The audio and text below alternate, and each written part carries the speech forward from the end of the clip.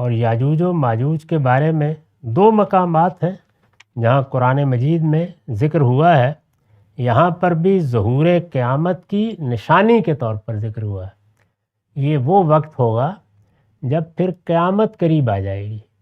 رسالت مآب صلی اللہ علیہ وسلم نے جو قیامت کے آثار بیان کیے ہیں وہ بھی اگر غور کر کے دیکھیں تو 2 طرح کے ہیں. ایک تو عمومی نوعیت کے ہیں کہ لوگوں کے اندر اخلاق میں، کردار میں کیا خرابیاں پیدا ہوں گی، اور ایک مجموعی انحطاط کس طرح کا واقع ہو جائے گا.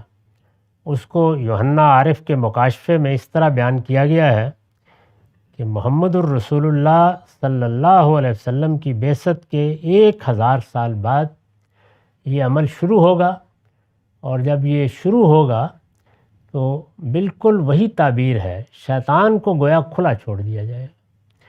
یعنی جو ایک ایج آف فیتھ تھی، عصر الایمان تھا، وہ ختم ہو گیا. جب وہ ختم ہو جائے گا تو پھر قیامت کے ظہور کے آثار 1000 سال کے بعد پے در پے سامنے آنے لگ جائیں گے. پھر کچھ وہ علامتیں بیان کی گئی ہیں جن علامتوں میں قرب قیامت کی علامتیں الگ ہیں، اور یاجوج ماجوج کا معاملہ یہ ہے کہ وہ ایک لمبے عرصے تک پھیلی ہوئی سب سے بڑی علامت ہے. چنانچہ قرآن مجید میں جن علامتوں کا ذکر ہوا ہے ان میں نمایاں ترین یہی ہے. اس پر میں نے لکھا ہے، یعنی ظہور قیامت کے قطعی آثار نمودار ہو جائیں. وہ آثار جو تاثر پیدا کرتے ہیں کہ شاید قیامت قریب آ گئی، وہ اسی طرح کے ہیں، اور وہ بھی روایتوں میں آئے ہیں. ان کی طرف قرآن مجید میں بھی اشارات ہیں کہ عمومی انحطاط، عمومی زوال ایسے لگے گا کہ جیسے ایمان کی تہذیب کا دور ختم ہو گیا.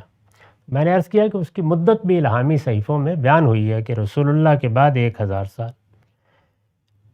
لیکن جو قطعی آثار ہیں، یعنی قطعی آثار سے مراد یہ ہے کہ جن کے بارے میں 2 رائے نہیں ہو سکتی، ان میں یاجوج ماجوج کا خروج سب سے نمایاں ہے.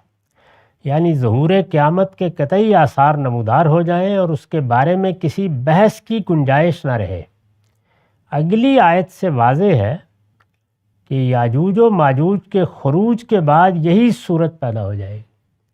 یعنی بالکل ہی واضح ہو جائے گا کہ اب اللہ تعالیٰ کا فیصلہ ہے، وہ آج صادر ہو جائے، وہ 200 سال بعد صادر ہو، بہرحال اب فیصلہ صادر ہونا ہے، سور پھونکا جانا ہے. قیامت کے آثار قطعی طور پر سامنے آ گئے ہیں.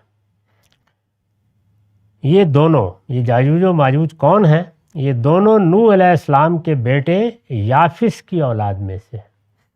بائبل میں جو شجرہ نسب دیا گیا ہے اس میں سیدنا نوح کے بیٹوں کے نام موجود ہیں. اس میں معلوم ہے کہ آگے جو ان کی نسل چلی، یعنی طوفان کے بعد، وہ سام، حام اور یافس سے چلی. تو سامی قومیں یہ سام کی اولاد ہیں. حام کی اولاد بھی بڑی حد تک افریقہ میں بہت آباد ہے، معاف کیجیے. اور تیسرے بیٹے یافس ہیں. جب ارارات کے سلسلہ کوہسار پر کشتی جا کر رکی ہے تو یافس نے پار کی سرزمین کا انتخاب کیا. چنانچہ یہ دوسری جانب اتر گئے اور پھر یہ زیادہ تر وہیں آباد ہوئے. تو یافس کے بیٹے ہیں یاجوج بھی اور ماجوج بھی، اور بھی ہیں جن کے ناموں پر بہت سے شہروں کے، بہت سے ملکوں کے نام ہیں. جیسے یہ یابان ہے، یہ بھی انہی کے بیٹوں میں سے ہے. یہ دونوں نوح علیہ السلام کے بیٹے یافس کی اولاد میں سے ہیں جو ایشیا کے شمالی علاقوں میں آباد ہوئی. پھر انہی کے بعض قبائل، اب عام طور پر سائنسی تحقیق کرنے والے لوگ یہ کہتے ہیں کہ 30,000 سال پہلے یا کم و بیش یورپ پہنچے اور اس کے بعد امریکہ اور آسٹریلیا کو آباد کیا. یہ وہی اقوام ہے، سب یافس کی اولاد ہے. صحیفہ حزقیل میں ان کا تعارف روس، ماسکو اور طبالسک کے فرما روا کی حیثیت سے کرایا گیا ہے. اس علاقے کے جو پرانے شہر ہیں ان کا نام لے کے بتایا گیا ہے کہ یہ وہاں کے باشندے ہیں۔ حزقیل فرماتے ہیں اور خداوند کا کلام مجھ پر نازل ہوا، یہ 38ویں باب کی پہلی دوسری آیت ہے۔ اور خداوند کا کلام مجھ پر نازل ہوا کہ اے آدم ذات، جوج کی طرف جو ماجوج کی سرزمین کا ہے اور روش اور مسک اور توبل کا فرما روا ہے، روس، ماسکو اور توبالسک، متوجہ ہو اور اس کے خلاف نبوت کر۔ اسی طرح 39ویں باب کی ابتدائی آیات ہیں، پس اے آدم ذات تو جوج کے خلاف نبوت کر اور کہہ خداوند یوں فرماتا ہے، دیکھ ہے جوج، روش، مسک اور توبل کے فرما روا، میں تیرا مخالف ہوں اور تجھے پھرا دوں گا اور تجھے لیے پھروں گا اور شمال کی دور اطراف سے چڑھا لاؤں گا۔ تو یہ ان کا ذکر ہوا ہے، ان کا علاقہ بھی بالکل متعین ہو جاتا ہے۔ اس کے بعد جب ہم بائبل کو پڑھتے ہوئے آخر میں آتے ہیں، جس میں سیدنا مسیح کا مکاشفہ یوحنا نے روایت کیا ہے۔ یوحنا عارف کے مکاشفے سے معلوم ہوتا ہے کہ ان کے خروج کی ابتدا نبی صلی اللہ علیہ وسلم کی بعثت کے 1000 سال بعد کسی وقت ہوگی،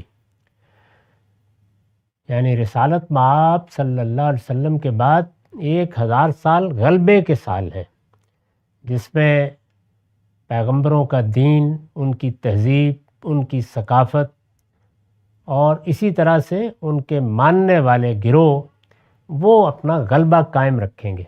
چنانچہ ولڈیورا نے جب تہذیب کی کہانی لکھی ہے تو اس 1000 سال کو ایج آف فیتھ کا عنوان دیا ہے۔ یہ گویا عصر الایمان ہے، جس میں دنیا کی تہذیب پر پیغمبروں کی تعلیمات کا غلبہ قائم ہو گیا، اور ظاہر ہے کہ تہذیبی غلبہ سیاسی غلبے ہی کا لازمی نتیجہ ہوتا ہے۔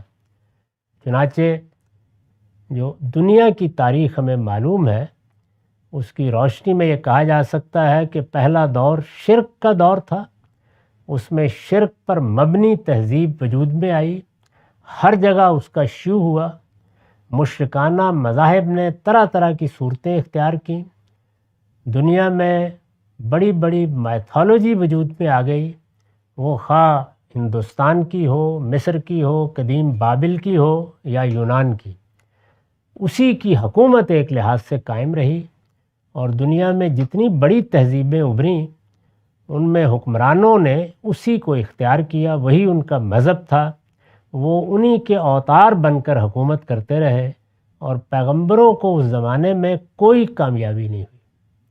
یعنی جس قوم کی طرف بھی بھیجا گیا، بسا اوقات گھر کے لوگ بھی ماننے کے لیے تیار نہیں ہوئے۔ شرک کی تہذیب کے غلبے کے زمانے میں 4-5 ہزار سال کی تاریخ ہمیں معلوم ہے، اس سے پیچھے کیا ہم نہیں جانتے۔ پھر اس کے بعد وہ اسباب پیدا ہوئے کہ جس میں اللہ تعالیٰ نے ذریت ابراہیم کا انتخاب کیا، اور آہستہ آہستہ وہ وقت آیا کہ ادھر سیدنا مسیح کی دعوت کو فروغ حاصل ہوا، یعنی کوئی 4 صدی بعد مسیح میں، اور ادھر 6 صدی بعد مسیح میں رسالت مآب صلی اللہ علیہ وسلم کی بعثت ہو گئی۔ تو اس طرح عصر الایمان شروع ہو گیا، دونوں جانب سیاسی غلبہ پیدا ہو گیا، اور ایک طرح سے دنیا پر حکومت قائم ہو گئی۔ یہ پھر کم و بیش 1000 سال ہیں، 17ویں صدی کی ابتدا سے یہ معاملہ ختم ہونا شروع ہوا۔ یوحنا عارف کے مکاشفے سے معلوم ہوتا ہے کہ ان کے خروج کی ابتدا نبی صلی اللہ علیہ وسلم کی بعثت کے 1000 سال بعد کسی وقت ہوگی۔ یہ وہ بڑا خروج ہے۔ اس سے پہلے چنگیز خان کی صورت میں ایک خروج ہوا، اور وہی ہے جس کی پیشین گوئی اس طرح رسول اللہ نے کی تھی کہ ایک جگہ پر اس دیوار میں اب سوراخ ہو گیا ہے، تو وہ جس سوراخ سے وہ نکلے اس میں ایک طاقت ہوئی، تاہم وہ طاقت بالکل ایسے ہی ہوئی کہ جیسے ایک دریا امڑ کر آئے طوفان کی طرح اور صحرا میں ختم ہو جائے۔ یعنی زیادہ وقت نہیں گزرا کہ سب مسلمان ہوتے چلے گئے اور پاسباں مل گئے کعبے کو صنم خانے سے۔ مسلمانوں کو احساس بھی نہیں ہوا کہ یاجوج و ماجوج کے خروج کی ابتدا ہوئی ہے۔ چنانچہ دولت عثمانیہ ان کی آخری دولت بن گئی، اسی طرح دولت مغلیہ، یعنی یہ سب کے سب وہی ہیں۔ پھر وہ خروج شروع ہوا ہے جس میں برطانیہ عظمیٰ نے اور یورپ کی اقوام نے طاقت شروع کی ہے، اور اس میں وہ پھر سب کچھ ہوا ہے جس کے آثار پھر ہم یوحنا عارف کے مکاشفے میں پڑھتے ہیں۔ اس زمانے میں یہ بتایا گیا ہے کہ اس زمانے میں یہ زمین کو چاروں طرف سے گھیرے ہوئے ہوں گے، درمیان میں مسلمان اقوام کے ممالک، یہی تصویر ہے یوحنا عارف کے مکاشفے میں، اور چاروں طرف اب بھی آپ دنیا کے نقشے کو اٹھا کر دیکھ لیں، بالکل یہی صورتحال ہے۔ اس کو اس طرح بیان کیا گیا ہے کہ دنیا کے سب پھاٹک ان کے قبضے میں ہوں گے، اس چاروں طرف سے گھیرے ہوئے ہوں گے۔ ان کا فساد جب انتہا کو پہنچے گا، اب ظاہر ہے کہ یہ خروج تو ہو گیا، لیکن یہ کہ اللہ تعالیٰ قیامت کا سور کب پھونکیں گے اس نشانی کے نتیجے میں، وہ ان کا فساد جب انتہا کو پہنچے گا تو ایک آگ آسمان سے اترے گی اور قیامت کا زلزلہ برپا ہو جائے گا۔ اس کو بیان کیا گیا ہے۔ چنانچہ یہ یوحنا عارف کے مکاشفے کے 20ویں باب میں 7-9 آیات ہیں۔ اور جب 1000 برس پورے ہو چکیں گے، یعنی رسول اللہ صلی اللہ علیہ وسلم کا ذکر ہوا ہے پیچھے، اس میں بتایا گیا ہے کہ سفید گھوڑے پر سوار وہ شخص آئے گا کہ یدعا صادقم و امینہ، جس کو صادق اور امین کہا جائے گا۔ پھر رسول اللہ کے دنیا میں ظہور کی ایک تصویر بڑی خوبصورت رویا میں کھینچی گئی ہے، اور پھر کہا ہے کہ جب 1000 برس پورے ہو چکیں گے تو شیطان قید سے چھوڑ دیا جائے گا، اور ان قوموں کو جو زمین کے چاروں طرف ہوں گی، یعنی جوج و ماجوج کو گمراہ کر کے لڑائی کے لیے جمع کرنے کو نکلے گا، ان کا شمار سمندر کی ریت کے برابر ہوگا، اور وہ تمام زمین پر پھیل جائیں گی، اور مقدسوں کی لشکرگاہ، مدینہ مراد ہے، اس سے تمام صحیفوں میں یہی تعبیر ہے، یعنی جس سے 10,000 قدوسی نکلے، اور اس طرح وہ مقدسوں کی لشکرگاہ بنا، اور مقدسوں کی لشکرگاہ اور عزیز شہر کو، یہ شہر امین مکہ کو چاروں طرف سے گھیر لیں گی، اور آسمان پر سے آگ نازل ہو کر انہیں کھا جائے گی۔ تو یہ یاجوج و ماجوج کا یوحنا عارف کے مکاشفے میں، حزقیل کے صحیفے میں اور بائبل میں ذکر ہے۔ اس کا حوالہ قرآن مجید نے یہاں دیا ہے، یعنی یہ خروج ہے جو قیامت کے ظہور کی ایک بڑی علامت بنے گا، اور یہی ظہور ہے جو بڑے پیمانے پر جب یورپی اقوام کی طاقت کی صورت میں ہوا ہے، اور بالکل وہی صورت پیش آئی ہے، یعنی یہ جو آپ کی خلیج کی چھوٹی چھوٹی ریاستیں ہیں، یہ سب بھی ان کے پاس چلی گئی تھیں، وہی حجاز کا علاقہ ہی باقی رہ گیا تھا، یعنی مقدسوں کی لشکرگاہ اور عزیز شہر۔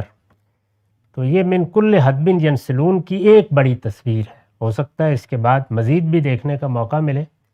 چنانچہ شاعر مشرق نے اپنے زمانے میں اس کا ٹھیک انطباق کیا: کھل گئے یاجوج اور ماجوج کے لشکر تمام، چشم مسلم دیکھ لے تفسیر حرف ینسلون۔ یہی لفظ ہے جو انہوں نے استعمال کیا، من کل حدب ینسلون۔ تو یہ در حقیقت وہ ظہور ہے، اور اسی میں اگر آپ غور کریں تو جو حدیث میں سب سے نمایاں، سب سے متعین، سب سے غیر معمولی نشانی بیان کی گئی ہے، وہ ظہور پذیر ہوئی ہے۔ جبریل امین کے ساتھ رسالت مآب کی گفتگو نقل ہوئی ہے، سب سے اہم حدیث ہے، بلکہ حدیث کے پورے ذخیرے میں دین کو بیان کرنے میں اس کا کوئی ثانی نہیں ہے۔ اس میں رسول اللہ سے جب جبریل نے پوچھا ہے کہ قیامت کب آئے گی، تو آپ نے اس کی جو نشانیاں بیان کی ہیں وہ دونوں کی دونوں اسی دور میں پوری ہوئی ہیں۔ اس میں فرمایا ہے کہ تم دیکھو گے کہ عرب کے ننگے پاؤں، ننگے بدن پھرنے والے چرواہے عمارتوں کی بلندی میں ایک دوسرے سے مقابلہ کر رہے ہوں گے، یتطاولون فی البنیان۔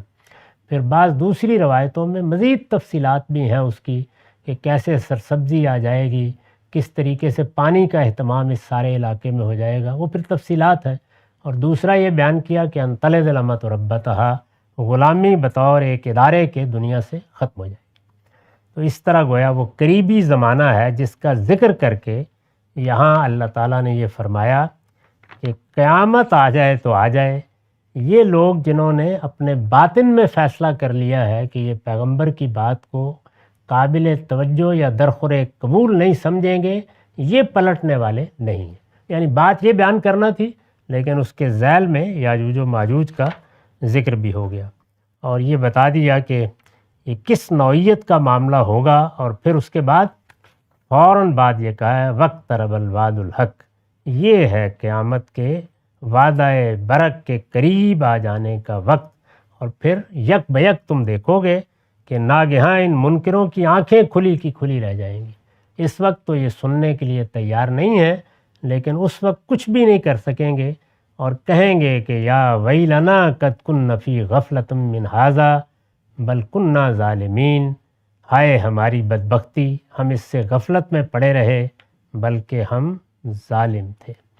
اس پر میں نے لکھا ہے یعنی یہ بات بھی نہیں کہ ہمیں کوئی خبردار کرنے والا نہیں آیا اور ہم غفلت میں پڑے رہے، بلکہ خبردار کرنے والوں کو جھٹلا کر ان کی تنبیہات کا مذاق اڑا کر یہ ظلم اپنی جانوں پر ہم نے خود ڈھایا ہے۔ فرمایا اس موقع پر اس کا اعتراف کریں گے۔ اقول قولی ھذا واستغفر اللہ لی ولکم ولسائر المسلمین۔